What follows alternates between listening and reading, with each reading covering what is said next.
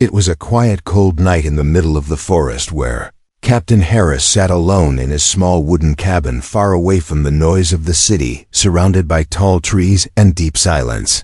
He liked peace, he liked the stars, and he liked being far from people. He was a retired soldier, once part of the great Earth Defense Force. He had seen war, he had lost friends, and now he just wanted rest. He had a fire burning inside, and an old radio playing slow music. The world outside was dark but calm until suddenly a loud sound came from the sky. It was not thunder, it was not a plane, it was something not normal. Harris stood up and walked to the window. He saw something bright falling from the sky, fast, very fast. It was like a burning star, but silent. It crashed somewhere in the forest not too far from his cabin. He grabbed his coat, his boots, and his old army flashlight and walked into the trees. His heart was beating faster, not with fear, but with curiosity. He had seen strange things before, but this felt different. The air was colder, and even the animals were silent. As he moved closer to the place where the light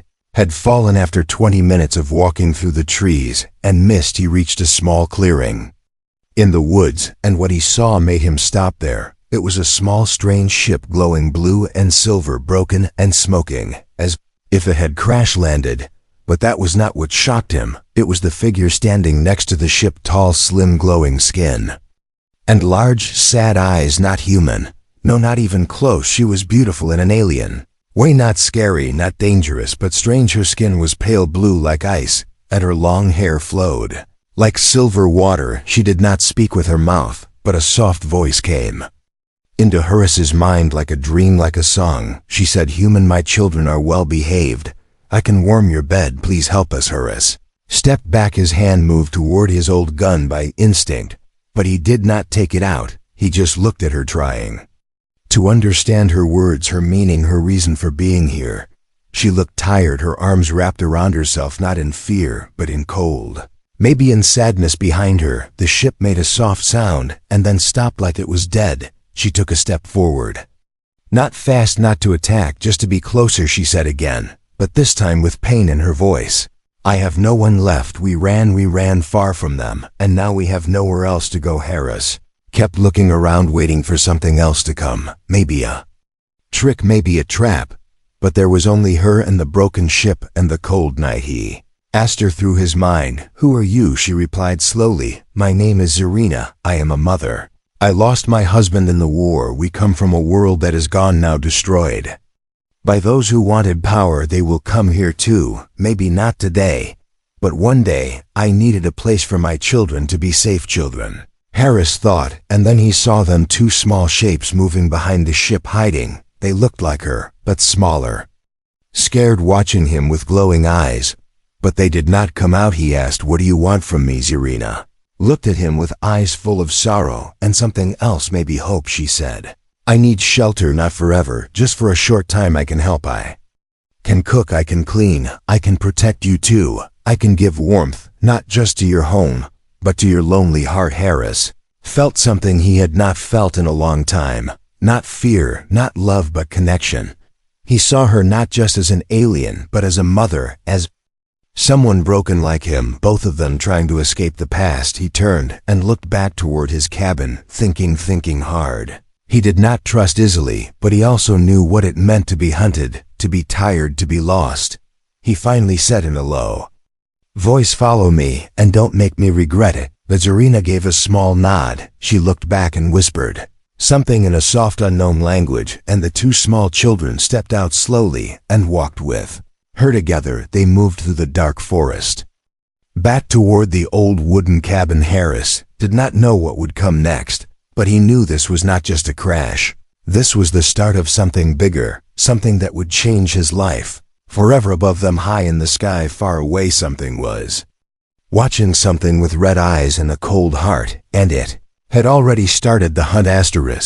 The wind moved slowly through the trees like it was trying to whisper secrets only the night could understand. Inside the wooden cabin, Captain Harris sat on a chair near the fire, his eyes watching the blue-skinned alien woman standing by the window. She was not speaking, but he knew her mind was far away. Maybe on her home planet, maybe in the past. The two children were asleep on the floor, wrapped in thick blankets, small, peaceful, and silent, not even making a sound when they breathed. Zarina had not asked for food, not for rest, not even for warmth. She just stood there looking out into the forest like something might follow them. Even now Harris finally broke the silence. "You said you ran from something," he said quietly. "What was it?" She turned slowly, her eyes glowing soft in the firelight. Then she sat down across from him. Her voice came not through lips but through his mind again, slow, calm, but heavy. "Like a stone dropped in still water. We were hunted after the war, after my mate died. There was no protection left for my kind. We were considered broken, useless, weak. I escaped with only these two. I came to Earth because it was not yet taken, not yet marked taken." By who? Harris asked. "Who are they?" She closed her eyes for a moment and then spoke again. "They are called the Varnaks. They take planets not to live on, but to burn, to erase, to conquer. For the thrill of power, they believe children like mine are dangerous because of what they can become." Harris looked at the children. One of them turned in sleep and made a small sound like a dream was chasing him. He felt a strange anger in his chest, like something inside him wanted to protect them, even though he didn't know them. "And you, why did you say you can warm my bed?" Harris asked, his voice sharper. Now he needed to know if she was playing a trick, using emotion to survive. Zarina looked straight into his eyes, her voice cold now but honest. "Because I knew your kind understands survival through exchange, warmth for safety, body for shelter. I offered what I thought you expected, but I was wrong. I see that now." Harris didn't answer. He only nodded, slow and thoughtful. He had seen aliens before, but never like her, never so honest, so tired, and still so strong. Suddenly, the fire cracked loud and bright, and Harris stood up fast. Something moved outside the cabin. He pulled his old rifle from the wall and stepped to the door, holding it tight. He looked out into the trees. Shadows danced. Nothing moved, but his soldier's instinct told him something was wrong. Behind him, Zarina moved closer, holding a small silver object in her hand. It looked like metal, but it bent in her fingers like cloth.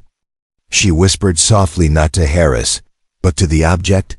A thin blue shimmer spread across the walls for 1 second and was gone. "A shield," she said. "They're scanning this place now. We have maybe 2 days before they find this location." "Who?" Harris asked, again gripping his rifle tighter. She answered, "The scouts of Varnaks. They search for survivors like us. They have machines with no soul, no voice, just orders." Harris turned back toward the cabin. Something cold inside him began to wake up the soldier, the protector he had buried long ago. He sat down again, placed the rifle next to the chair, and looked at Harry. "Need to know everything about them," he said. "If they're coming, we need to be ready." Zarina hesitated, then slowly she walked toward the children, bent down and took a small glowing cube from under the blanket. She handed it to Harris. "Inside this," she said, "are images, data, memories from my world, from the war. It will show you what they are and why they fear my children." Harris took the cube. It was warm in his hand and it pulsed like it was alive. Outside, the wind moved again, but this time it did not whisper, it growled. Zarina looked toward the door, her voice low and filled with something Harris had never heard before. Not fear, not pain. Something deeper. "They are coming and they will not stop." He looked at her, then at the children, and then at the glowing cube in his hand. Understood now. This was not just about hiding. This was not just about helping a lost alien mother. This was war. Again, and it had already begun. The night did not feel like Earth anymore. The trees stood silent as statues. The sky above was heavy and full of watching stars, and the ground near Captain Harris's cabin felt colder than before, not because of the weather, but because something had changed in the air inside the cabin. Harris sat in silence. The glowing cube from Zarina rested in his hand, still warm, still pulsing like it had a heartbeat of its own. He had not opened it, yet not because he was afraid of what was inside, but because he wasn't ready to see a world that no longer existed. The two alien children were awake now, both of them sitting near the fireplace without speaking, without moving, just watching the flames dance, like it was telling them a story only. They could understand. Their names were Miro and Lyra, small in size, but not in presence. Their skin the same pale blue as their mother's, their eyes large and shining, like tiny moons, and though they had mouths, they never spoke with words, they watched. Everything Harris did, every step, every breath, like they were learning not just how to survive on Earth but how to be something more. Zarina stood quietly behind them, her hands resting gently on their shoulders, her expression soft but guarded, like she was always waiting for something bad to happen. Harris finally broke the silence. "They don't talk." Zarina shook her head slowly. "They don't need to." He looked back at the children and nodded slowly. He could feel something different about them. Not dangerous, not wrong, just. More suddenly, the flames in the fireplace flickered unnaturally. The room shifted not physically but in energy. Like a ripple had passed through space itself. Miro stood up and walked to the middle of the room, his eyes focused but calm. He raised one small hand, and then the ripple came again, this time stronger. The walls of the cabin bent, not in shape, but in feeling, like time itself was holding its breath. Harris stood up, his heart racing, but he didn't reach for his weapon. He watched Miro close his eyes, and the room began to change, not really, but in vision, everything around. Harris slowed down the crackle of fire, the ticking of the old clock, even his own breath. It only lasted 3 seconds, but in those 3 seconds Harris saw stars, saw planets, saw war and blood and escape. And then silence again. Miro opened his eyes and sat down like nothing had happened. "What the hell was that?" Harris whispered, his voice shaken. Zarina answered calmly, "That was why they fear him." Harris looked at the boy, not with fear but with deep confusion. "They're not just children, are they?" he said slowly. "No." Zarina replied, "They are children of the stars, born during the collapse of my world, born during chaos, born with minds that can move between thought and time, and you brought them here because..." Harris started to ask, but stopped. "Because Earth is quiet," she said, "because your kind still has choice, because you once helped another dying race when no one else did." He looked at her, surprised. "I don't remember that." She smiled faintly. "Not yet." Outside, something moved quickly between the trees, but no sound came, no footsteps, no break of leaves, just the shift of shadows. Zarina's head turned fast. "They are near," she whispered. "I feel them scanning the air, scanning the thoughts." Harris moved toward the door, rifle in hand, not with panic but with precision. And then something else happened. Lyra, the smaller child, stood up and walked to the back wall. She placed her hand gently against the wood, and the wall began to glow. A symbol appeared, not human, not alien, but something in between. Harris stepped closer and looked at it, confused. "What is that?" "A memory," Zarina said, "from your planet." "That's not Earth's language," he said. "It is now," she replied softly, "because they've made a connection with your mind, and they are starting to understand more than I ever could." Harris stepped back, his heart full of questions too big for words. He looked at these two silent children who had not spoken a single sentence, but somehow had already reached deep into him. They weren't just running. They were searching, and maybe, just maybe, they had found what they were looking for. Far away beyond the stars, something else had also felt that connection, and it had begun to turn toward Earth. The stars had started blinking out one by one, as if something was covering the sky, like a giant hand reaching across the universe. Captain Harris noticed it first. The stars near Orion's belt were missing. When he looked up through the cabin window, 3 points of light that had always been there were just gone. No clouds, no fog, just empty black space, like something had swallowed them. He stepped outside into the cold air and listened. Nothing, no birds, no wind, not even the distant howl of night animals. The forest around him had turned into stone. Behind him, Zarina stepped out barefoot and silent, her eyes already lifted to the sky. She didn't need to look to know.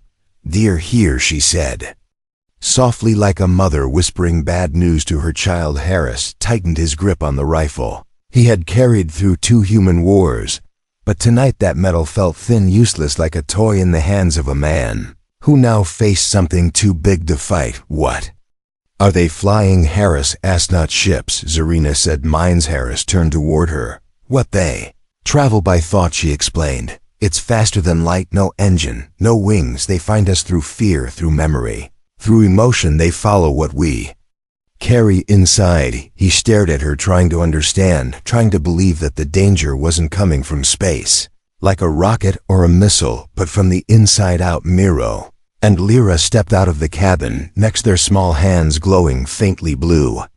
Not scared, just awake, more awake than any child should be. They know the Varnaks are near, Zarina said. They feel it. A sharp buzzing filled the air, high-pitched. Like a scream held under glass, it pressed into Harris's skull, made him flinch, made him drop to one knee. It passed in seconds, but it left the taste of metal in his mouth. Scanning, Zarina said. They're sweeping the land, searching for alien thoughts. Harris stood again, breathing hard. You said we had 2 days. I was wrong, she said. We have hours. The wind came back, suddenly hard, fast, like it was being chased, and then it stopped again. Just as quick, lights flickered across the tree line.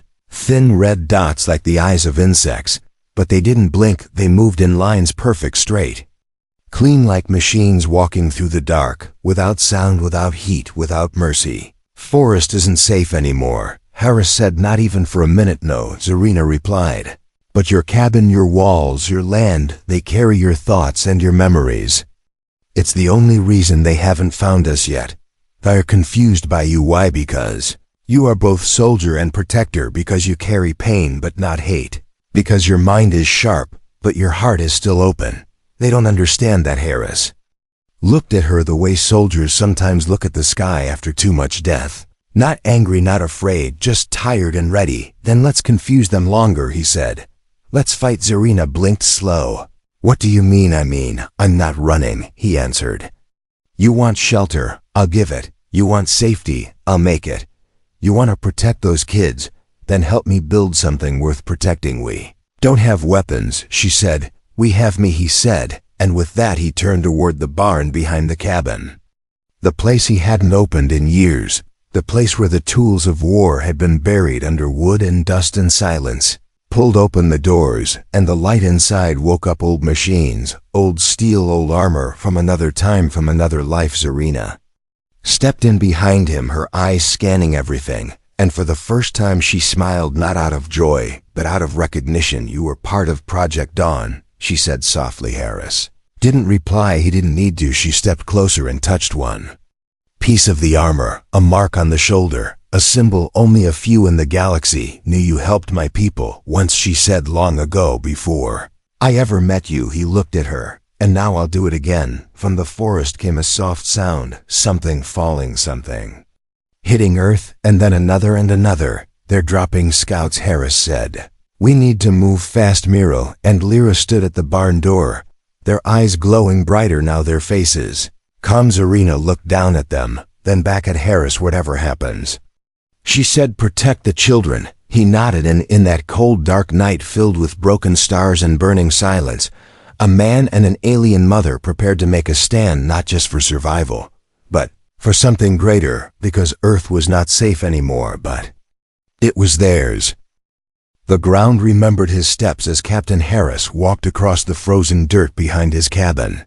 Something deep beneath the surface seemed to wake, not a creature, not a machine, but a memory. He moved with purpose now, no longer just a man offering shelter, no longer just a tired veteran trying to avoid the past. The past was awake now, and it had come home.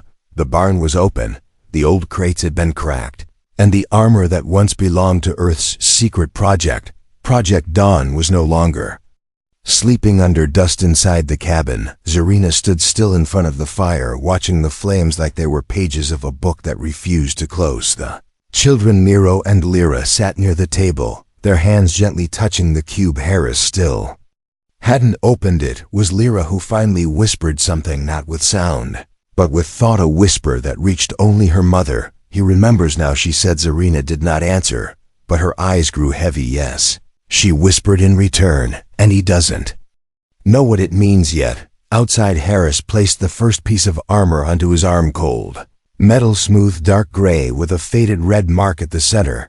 The mark was a spiral surrounded by a half-sun. It looked like nothing important to most people, but to those who had fought in the silent galactic accords, it was a mark of legend. The one who bore that symbol was not just a soldier, he was a breaker of invasions. He had been young, then younger than he could remember, now sent into alien lands not to destroy but to learn and to choose sides.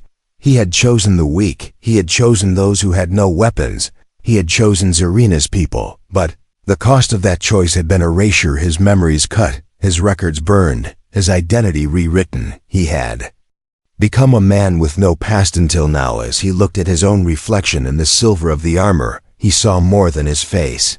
Saw stars dying. He saw children screaming. He saw himself standing in fire beside Zarina once before he whispered slowly, "So no one could hear I knew you," behind him.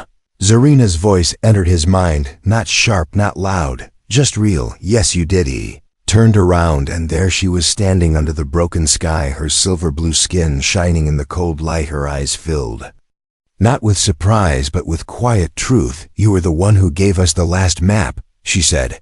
"You helped me escape before the final city fell." Harris stepped closer, his hands trembling not from fear but from recognition. "I thought it was a dream," he said. "I used to see your eyes in my sleep. I used to hear a voice say, 'Run east before the black ships come.'" Zarina nodded. "I sent that voice to you in your sleep, a memory folded in time. They tried to remove you, but your mind is stronger than they ever knew." "Why didn't you tell me sooner?" he asked. "Because you were not ready, and because remembering has a price." "What price?" "The Varnaks do not fear weapons, Harris. They fear memories, because memories cannot be deleted once awakened, and yours is the key. Cube, the one I haven't opened." He said. "That's not your memory, is it?" "No," she said softly. "It's yours." Harris stepped back like the ground had tilted. He looked at the cube again, still glowing, still warm, and then something inside the cube pulsed brighter. Miro touched it with one hand, and the room shifted. A flash, a battle. The stars around a black planet screaming in silence. Zarina falling, Harris catching her.